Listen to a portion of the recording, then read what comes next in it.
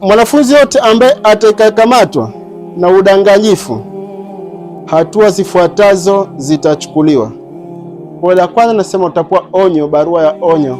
Ya pili, utafutiwa matokeo ya kozi zako zote, ya kozi ile ukamatwa na cheating.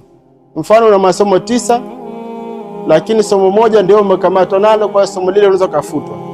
Ya tatu, kwamba zinafutwa kozi zote kwa specialization ile.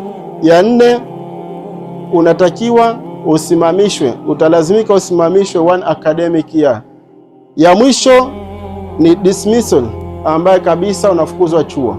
Kosa hili halina msalia mtume kabisa kabisa. Postponement of examination, maana yake mitihani yote ya semester ile wewe unaihairisha, lakini sana inakuwa ni kesi za wajawazito. Absence from examination, atakayekuwa hajahudhuria kwenye mtihani bila ya ruhusa atakewa ni nini? 0, na hiyo 0 moja kwa moja tunaichukua ni discontinue kabla siku ya mtihani kufanyika. Ukitaka kuahirisha mitihani yote, lakini wakati mtihani unaendelea, kabla nusu saa mtihani kuanza, uwe ishafika, ushaleta taarifa, imethibitika kwamba reason zake ni sahihi, yeye ataruhusika kufanya hiyo kitu kinachoitwa special exam. Kwa mwanafunzi yote ambaye amefanya mitihani ile first round, amefanya mitihani yake kamili, kama ni kozi 7 zote amezifanya, ikiwa amefeli 60%, moja kwa moja kwa kieta kwa ni discontinue. Ambao wao hawajakamilisha ile first round, tusema na kozi 10 amefanya 8, 2 hajafanya, lakini kwa due to acceptable reason, sababu zake zimefahamika na amepewa kwamba aje kufanya kwenye special, yeye huyu hatohesabika katika hukumu hii. Yeye hukumu yake itakuja baada ya kufanya special zake, kukamilisha kozi zake zote 10, ndipo atapata ile kitu kinachostahiki.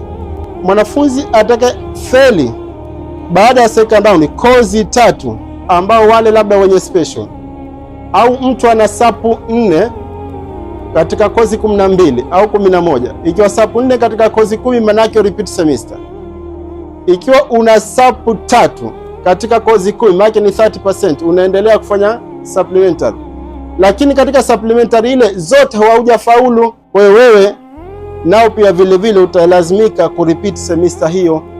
Kwa kiwa mwanafunzi amefanya sapu zake 3, amepasi 1, 2 zimebaki, ama amepasi 2, 1 imebaki, lakini GPA yake ikawa ni 2, kwa hizo kozi alizofeli atazibeba mwaka unaofuata na anaendelea na semester nyingine.